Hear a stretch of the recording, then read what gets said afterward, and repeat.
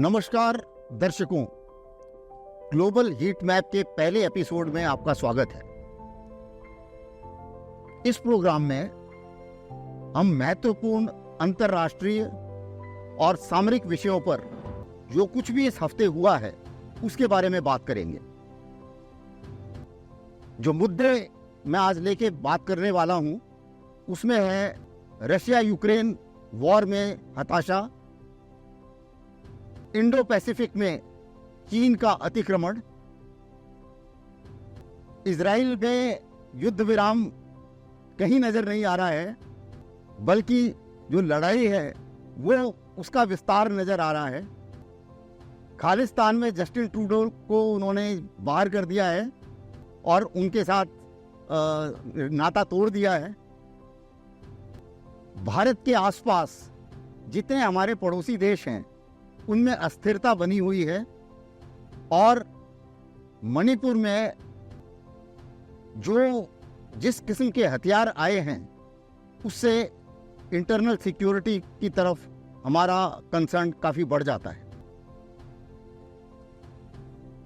अभी अगर हम देखें तो रूस और अमेरिका के बीच में एक शीत युद्ध, जिसे हम शीत युद्ध 1.0 कहते हैं, वो चल रहा था। उसी के साथ साथ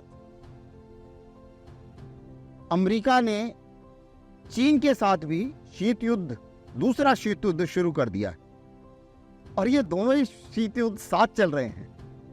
और ये दोनों जितने भी वर्ल्ड में फ्लैश पॉइंट है, जहां जहां लड़ाई की संभावना है, उन सब के ऊपर असर डालते हैं। अब अगर हम बात लें रशिया यूक्रेन वॉर की, उसमें इस हफ्ते क्या हुआ।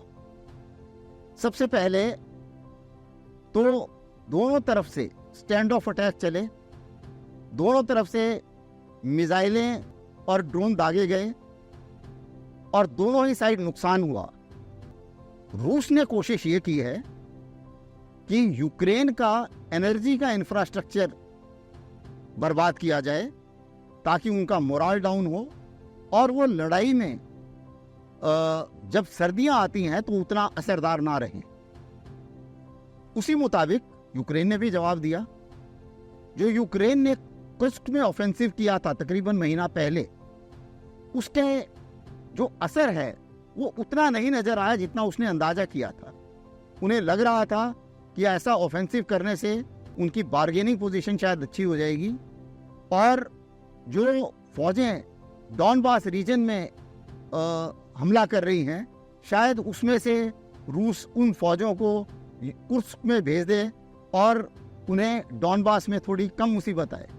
लेकिन ऐसा नहीं हुआ, बल्कि रूस और तेजी से डॉनबास में आगे बढ़ रहा है और पोक्रोव के नज़दीक पहुंचने वाला है। और अगर वो पोक्रोव को कैप्चर कर देता है तो ये एक ऐसा कम्युनिकेशन का सेंटर है जहां से जो भी उनकी फौजी टुकड़ियां आगे बैठी हैं उनकी रसद रोकी जा सकती है और उन्हें शायद या तो पीछे आना पड़ेगा या फिर उनके वो रिस्क बढ़ जाएगी कि वो कट ऑफ ना हो जाए। इसलिए लगता है कि जो रूस का एम था कि डोनबास रीजन और डोनेट्स्क रीजन पूरी तरीके से कैप्चर हो जाए, तो शायद अगर ये पोक्रोव में वो सफल होते हैं तो वो बहुत नजदीक पहुंच जाएंगे। दूसरी चीज जो हुई, ज़ेलेंस्की ने, बोलते तो है जी हम डेमोक्रेसी के लिए लड़ाई लड़ रहे हैं, लेकिन अप्रैल में इलेक्शन होने थे, उन्होंने नहीं कराए। फरवरी 22 में उन्होंने मार्शल लॉ डिक्लेयर कर दिया और अब बिना इलेक्शन कराए अपने जो उनका मंत्रिमंडल है उसमें भी फेरबदल कर रहे हैं, फॉरेन मिनिस्टर को बाहर निकाल दिया है। तो लगता तो नहीं है कि ये डेमोक्रेसी है। दूसरी चीज वो कहते थे जी मैं अपनी संप्रभुता के लिए लड़ रहा हूं।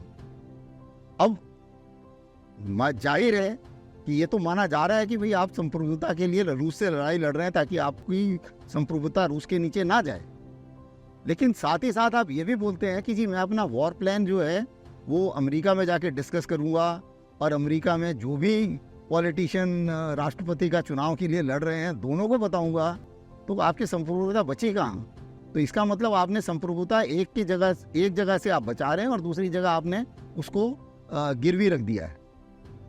और तीसरा जो बड़ा डेवलपमेंट हुआ वो ये है कि जब रूस को पता चला कि बार बार ज़ेलेंस्की कह रहे हैं कि भाई हमें दूर की मार करने वाले हथियारों की परमिशन दी जाए रूस के अंदर मार करने के लिए, तो अब रूस का कहना है कि भाई ये नाटो के हथियार हैं, अगर ये मेरे हर जगह जाके ये फायर करेंगे तो मैं अपनी न्यूक्लियर डॉक्ट्रिन में तब्दीली करूँगा। अभी पहले उनकी डॉक्ट्रिन ये थी कि भैया अगर मेरे ऊपर न्यूक्लियर हमला आएगा या मेरा अस्तित्व ही खतरे में होगा, इन दोनों हालतों में मैं न्यूक्लियर अटैक करूँगा। अब शायद वो इसको थोड़ा सा मॉडिफाई करें कि अगर उनके देश के अंदर हमला होता है या कुछ और, को किसी तरीके से वो देखना पड़ेगा कि किस किस्म से वो बनाते हैं, लेकिन वो खतरा बढ़ाएंगे और कोशिश करेंगे कि न्यूक्लियर टैक्टिकल न्यूक्लियर वेपन अगर इस्तेमाल शायद जल्दी करने की तरफ उनकी जो ये पॉलिसी होगी वो उस तरफ नज़र आ रही है। अभी जो विश्व के बाकी जो फ्लैश स्पॉट हैं उनके ऊपर हम थोड़ा ध्यान करते हैं। सबसे पहले चाइना का अतिक्रमण इंडो पैसिफिक में बढ़ता जा रहा है। अभी उनके जो कोस्ट गार्ड हैं, उसके जो ट्रॉलर हैं, जो उनके शिप्स हैं, वो आके टक्कर मार रहे हैं फिलीपींस के शिप्स को, उनको डराने की कोशिश कर रहे हैं। एक सबीना शोल जो फिलीपींस का है वो उसके ऊपर उनको अपना अधिकार नहीं जमाने दे रहे हैं। हालांकि 2016 में पीसीए ने एक डिसीजन दिया था, इंटरनेशनल कोर्ट ऑफ जस्टिस का जो हिस्सा है, उसने एक डिसीजन दिया था कि भाई 9 डैश लाइन का कोई औचित्य नहीं है और ये इलीगल है। और जो फिलीपींस की जो इकोनॉमिक जोन है उसमें बाकी भी जो फीचर्स हैं वो फिलीपींस के हैं, चीन के नहीं हैं। लेकिन चीन इस बात को नहीं मानता, ना ही वो किसी रूल को मानने को तैयार है।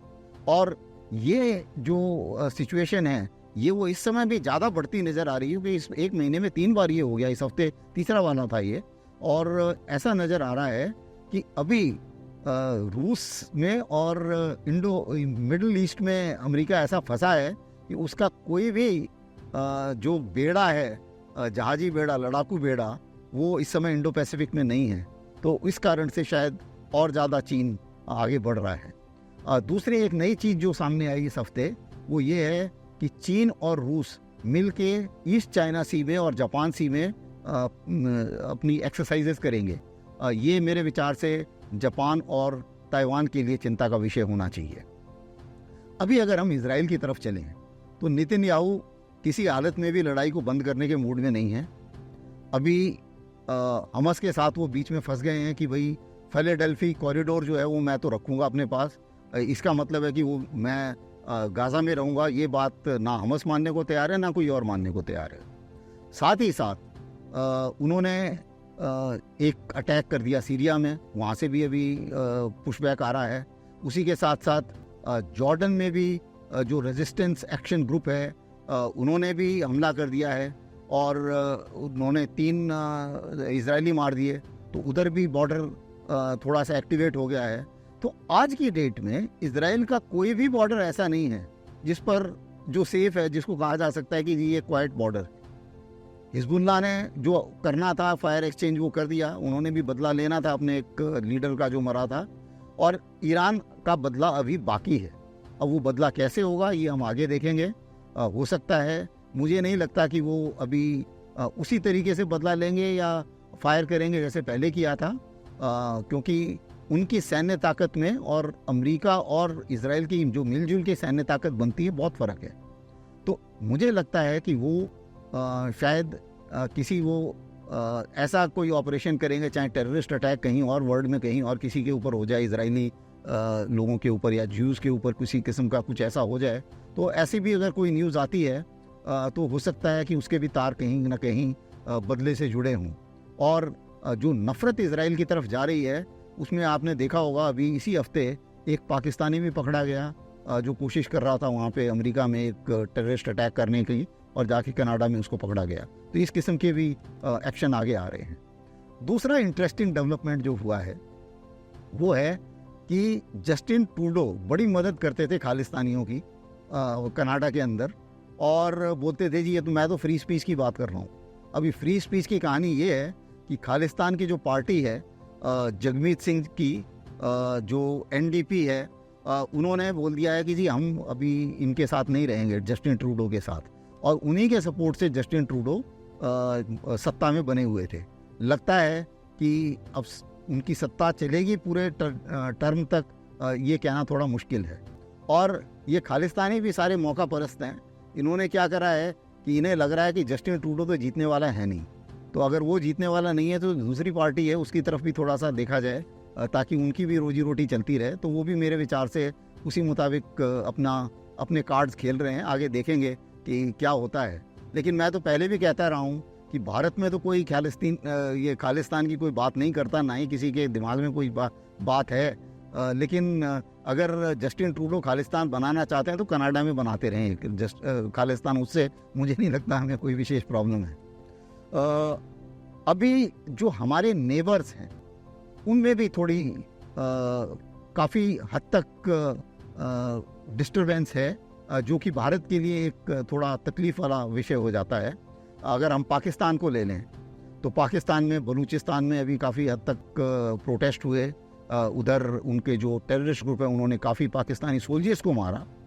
उसी के साथ साथ उनकी अभी एक और लड़ाई शुरू हो गई है तालिबान के साथ में, जो अफ़गान तालिबान है उनके साथ भी फायरिंग हुई है। 2 अफ़गान तालिबान के लीडर भी मारे गए हैं। तो उधर भी गर्मा गर्मी काफ़ी है। उसी के साथ साथ अगर आप देखें उनकी इकोनॉमिक कंडीशन में भी काफ़ी बुरा हाल है।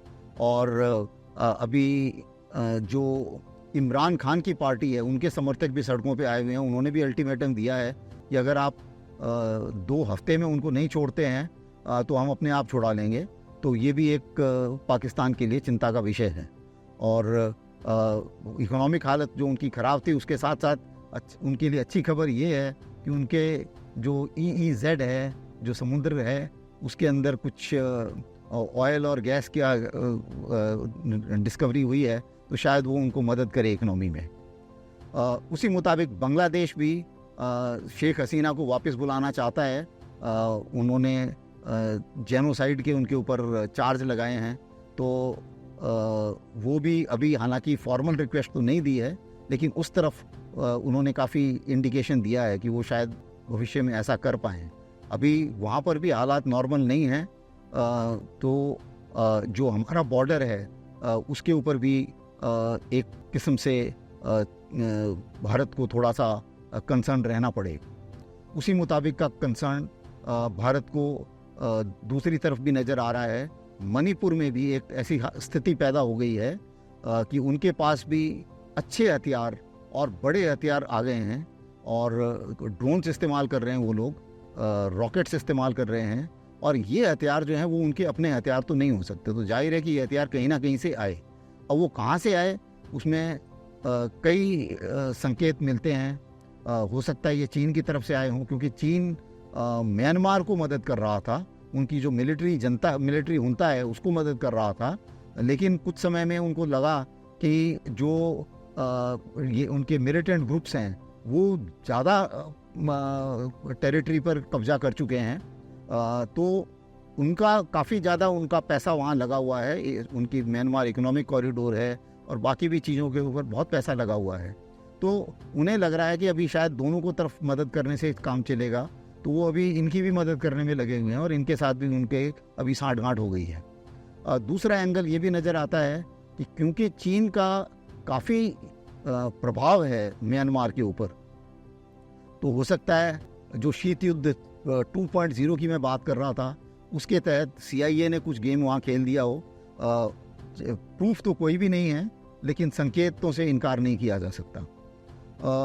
और जो ये मणिपुर में जो भी प्रॉब्लम है, ये एक ना सिर्फ इंटरनल सिक्योरिटी प्रॉब्लम है, ये एक सोशल प्रॉब्लम भी है, पॉलिटिकल प्रॉब्लम भी है।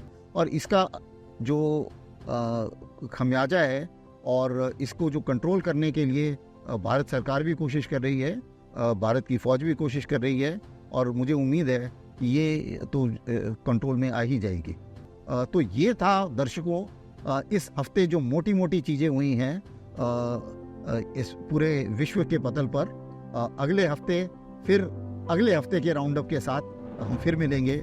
यूएसआई की तरफ से आप सबको बहुत बहुत धन्यवाद।